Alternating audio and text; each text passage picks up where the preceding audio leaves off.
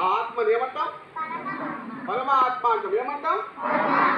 ఎవరైతే ధ్యానం చేస్తారో విద్యార్థులు రోజు 15 నిమిషాలన్నా ధ్యానం చేస్తారు. పెద్దవాళ్ళు కనీసం 30 నిమిషాలన్నా ధ్యానం చేస్తారు. కొన్ని సంవత్సరాలు చేస్తే మన గురువుల్ని విద్యార్థులు రోజు 15 నిమిషాలు మీరు చేస్తే 1 year 2 years 3 years చేస్తే మీరు పరమాత్మలు అవుతారు. గురువులు కానీ రోజు 20 నిమిషాలన్నా 30 నిమిషాలన్నా 2 సంవత్సరాలు చేస్తే భగవద్గీత జ్ఞానం తెలుసుకుంటే గురువులు కూడా శ్రీకృష్ణ పరమాత్మని చేరుకుంటారు. శ్రీకృష్ణ పరమాత్మ అంటే ఒకటే కాదు, అది శ్రీకృష్ణ ఒకటే కాదు, అందరూ ఎదిగే స్థితి ఒక ప్రైమ్ మినిస్టర్. అర్థమైందమ్మా? అవునా మన శ్రీకృష్ణ పరమాత్మలాగా?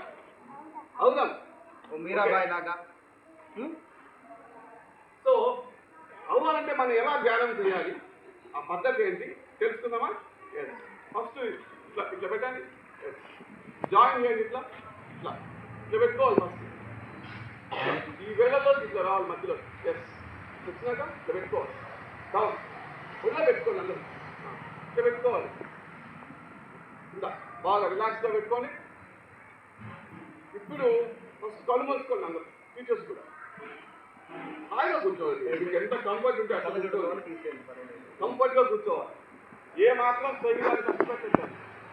శరీరం కష్టపడితే మనసు మాట వెళ్తాం. హాయిగా వేళ్ళు పెట్టుకోండి, కళ్ళు మూసుకోండి. కళ్ళు రాయి